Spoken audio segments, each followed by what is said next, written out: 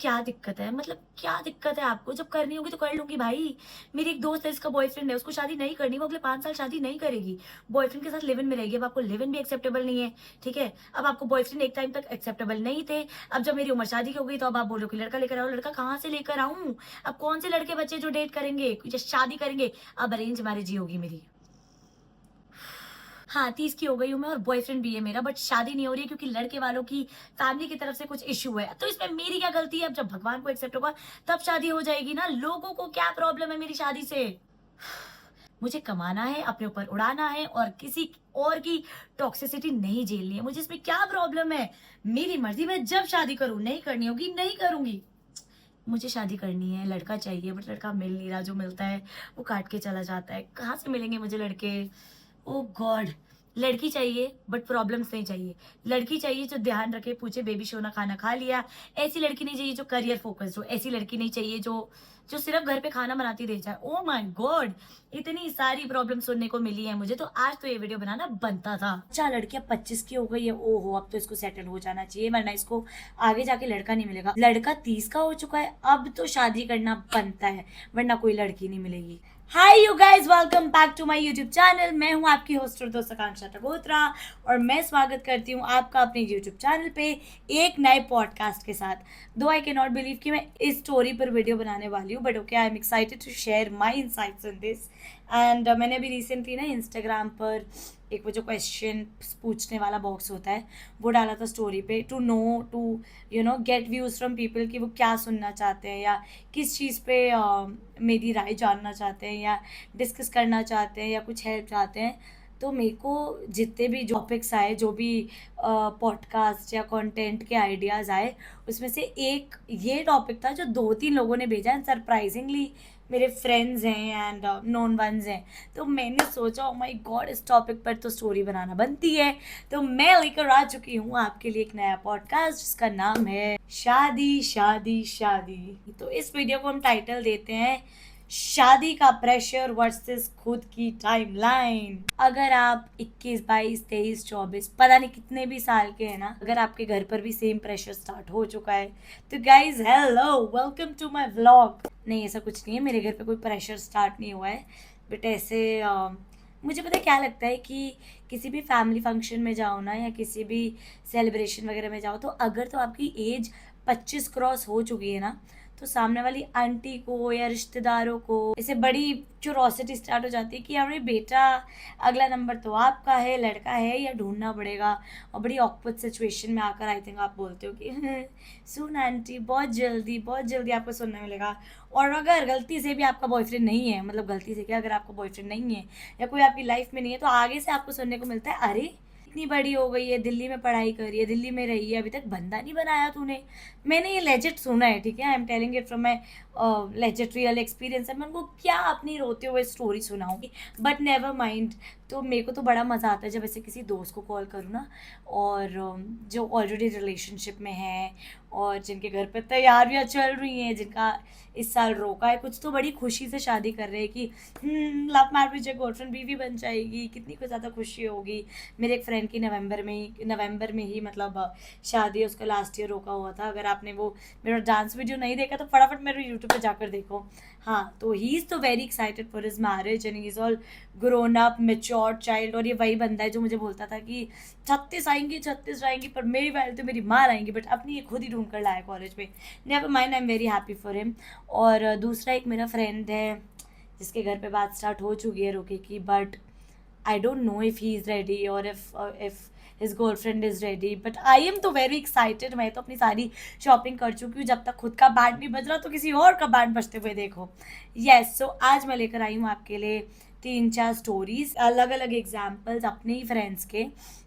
Obviously उनका नाम नहीं लूँगी वरना मुझे पिटना नहीं है, डिसोन नहीं होना है उनसे। तो मेरी एक फ्रेंड है जो कि 28 ईयर्स की है and she is financially stable, independent, she is enjoying a life and all of that stuff. But उसकी फैमिली बोलती है कि एक बार शादी हो गई ना तो सब कुछ ठीक हो जाएगा। शादी हो गई तो सब कुछ ठीक हो जाएगा। सिमरन का मानना है कि शादी सब ठीक नहीं कर सकती, बट शादी चीज़ें और बेटर कर सकती है एक तरीके से, because she is financially independent, किसी पर डिपेंडेंट नहीं है, सोलो ट्रैवल करती है, डेट्स पे जाती है, मूवीज़ देखती है, डांस क्लासेस जाती है। उसने बेसिकली अपने करियर पे फोकस किया, सोलो ट्रिप्स पे गई, थेरेपीज ली और अपनी लाइफ को एक जर्नी माना, नॉट अ चेकलिस्ट कि भाई शादी भी एक चेकलिस्ट का पार्ट है तो उसको भी टिक कर देती हूँ और शादी कर लेती हूँ। फिर मेरी एक दूसरी फ्रेंड है Riya, who is 29, she is emotional, sensitive, wants to get married but is not getting the man of her choice।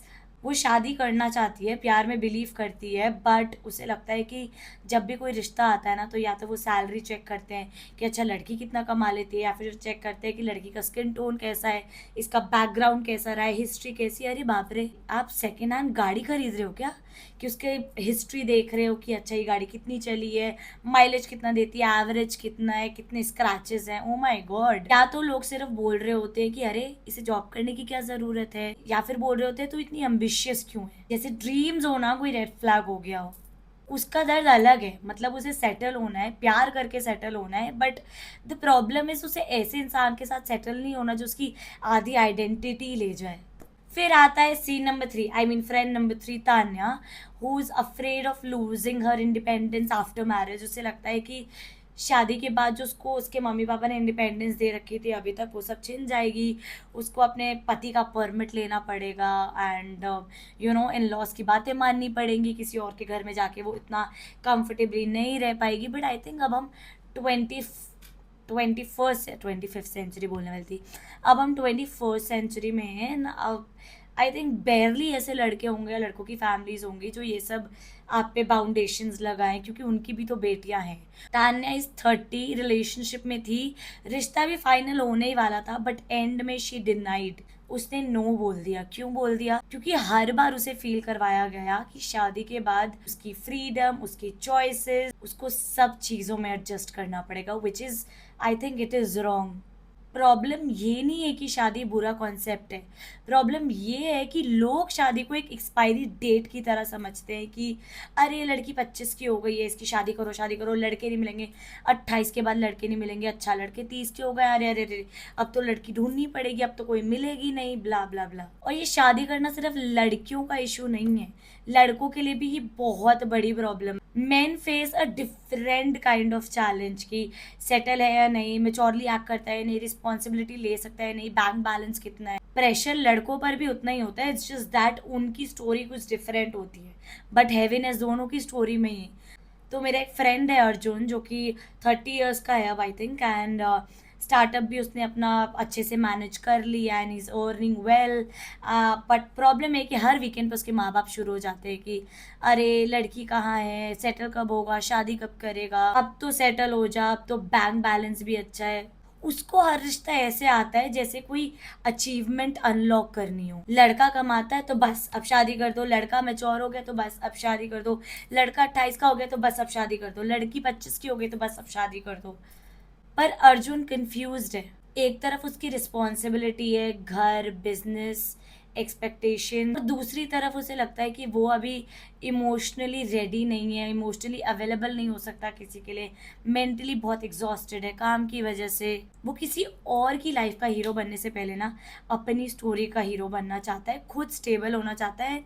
I think इसमें कुछ गलत नहीं है, किसी और के साथ किसी और को दुख देने से अच्छा है कि वो पहले भैया खुद ही हमारे स्टेबल हो जाए। सोसाइटी के लिए लड़का होना तो बस इट्स जस्ट दैट कि गाड़ी होनी चाहिए, घर होना चाहिए, अच्छा कमाने वाला होना चाहिए, चाहे वो इमोशनली अनअवेलेबल हो या मेंटली कंप्लीटली एग्जॉस्टेड या ड्रेन्ड हो। और शादी के बाद लोग क्या बोलते हैं, चलो अब हमारा बेटा संभल गया, अब लड़का संभल गया, जैसे शादी एक रीबूट बटन है। देखो प्रेशर सब पे होता है, लड़कियों पे बायोलॉजिकल क्लॉक का, लड़कों पे बैंक बैलेंस का, लड़कियों से पूछा जाता है कब करोगी, लड़कों से पूछा जाता है अब तो कर ले। पर रियल मैच्योरिटी ये है कि as parents, as family members भी आप उन दोनों को इतनी लिबर्टी दो कि वो दोनों इमोशनली, मेंटली, हर तरीके से एक दूसरे के लिए रेडी हो। एक दूसरे के लिए क्या मतलब, खुद के लिए रेडी हो, ताकि वो सामने वाले को संभाल सके। और असली सच ये है कि शादी is a very beautiful concept and I think I personally love this concept of getting married,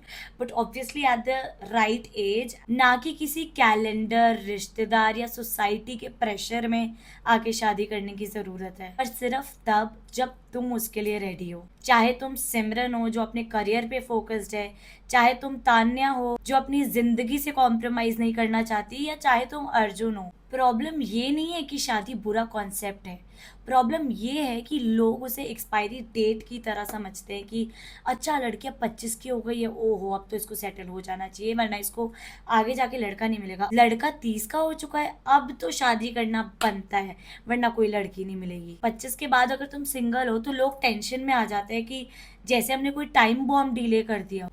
तो नेक्स्ट टाइम कोई पूछे ना कि शादी कब कर रहे हो, तो just smile and reply back, जब मैं इमोशनली, मेंटली और स्पिरिचुअली रेडी हूँ तब करूंगी मैं शादी, और जब मेरा राइट मैच मिल जाएगा। I hope you guys had a good time watching the video and you could relate to it. And अगर आपकी कुछ अनोखी यूनिक स्टोरी है तो ज़रूर हमें कॉमेंट में करके बताओ। I get a lot of DMs on my vlogs and podcast that I upload, but guys comment करो ना, कोई बात नहीं, कोई आपको जज नहीं कर रहा है। Just hope you like the video. So till the next video, take care of yourself and do not forget to press the like button, share it with your friends, comment down below, and yes, subscribe to the channel if you still haven't. See you in the next video. Till then, bye bye, take care.